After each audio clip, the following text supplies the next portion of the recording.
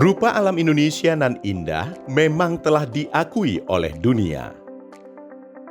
Eloknya pun ditambah dengan kesuburan tanah di mana tumbuh tanaman pangan beraneka ragam. Namun jumlah penduduk yang kini mendekati 300 juta orang membuat kondisi ini jadi penuh tantangan.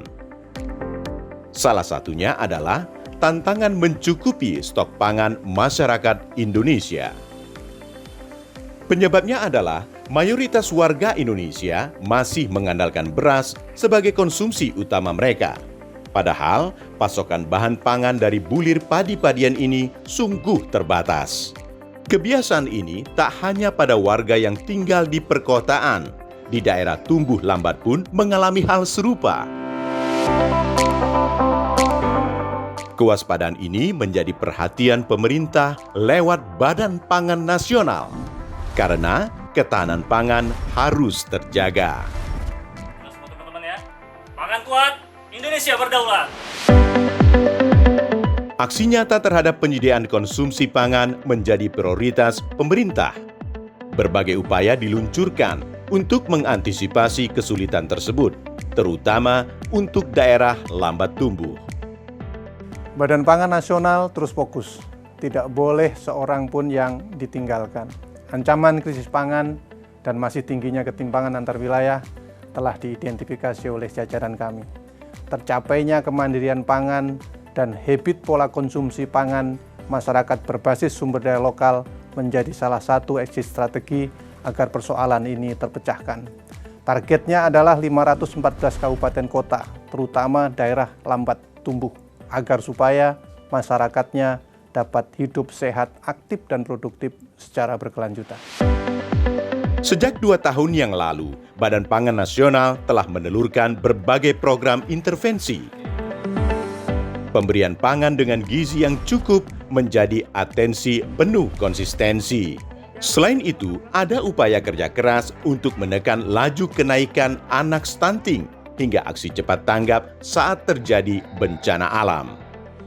Program tersebut mengkreasikan berbagai kebutuhan masyarakat. Tujuannya mengubah kebiasaan pola konsumsi warga, sehingga terwujudlah kampanye gerakan beragam bergizi seimbang dan aman atau B2SA. Kampanye ini menyadarkan warga betapa besarnya potensi keanekaragaman pangan lokal bernutrisi seimbang, sehingga layak dikembangkan. Gelombang edukasi tersebut tak hanya dilakukan di tengah warga desa atau komunitas. Aliran informasi juga merambah ke sekolah yang menjadi area berkumpulnya generasi masa depan Indonesia. Kreasi makanan yang selama ini dipandang sebelah mata diolah kembali dengan menonjolkan kelebihan gizi dan praktisnya konsumsi makanan daerah tersebut. Lalu untuk pengawasan bahan makanan di pasar, Badan Pangan Nasional telah membentuk 68 pos pemantauan di 20 provinsi di Indonesia. Khusus buat daerah lambat tumbuh, Bappenas menyediakan mobil laboratorium untuk menjamin keamanan dan kesehatan pangan.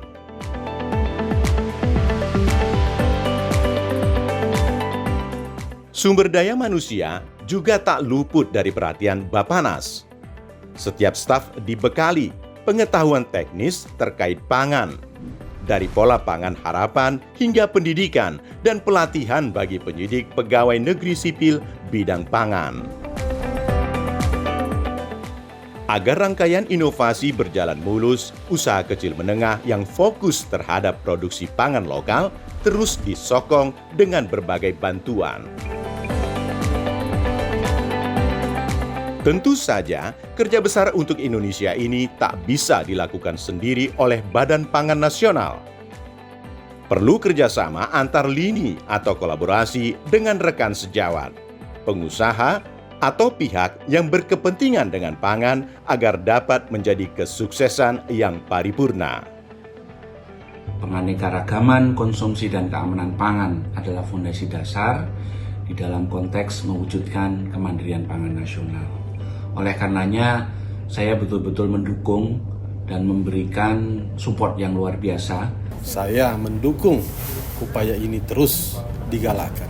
Harapannya dengan makanan yang beragam, bergizi, seimbang, dan aman, mudah-mudahan kualitas kehidupannya menjadi lebih baik. Saya memberikan dukungan penuh tercapainya akselerasi penganekaragaman konsumsi dan keamanan pangan, khususnya sumber daya pangan hewani di daerah lambat tumbuh yang menjadi proyek perubahan oleh Bapak Andriko Noto Susanto. Oleh karena itu saya yakin upaya-upaya yang telah dilakukan selama ini akan bisa mempercepat peningkatan penganekaragaman pangan pada wilayah-wilayah yang selama ini tertinggal, lambat tumbuh, dan terutama menyasar pada rumah tangga pendapatan menengah ke bawah.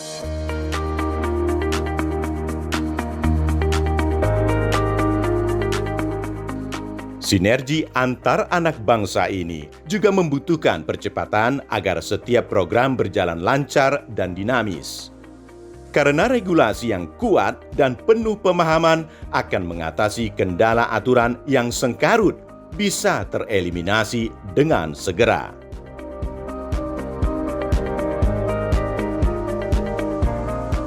Badan Pangan Nasional punya misi besar, menjadikan potensi kekuatan pangan lokal sebagai basis menuju mandiri pangan.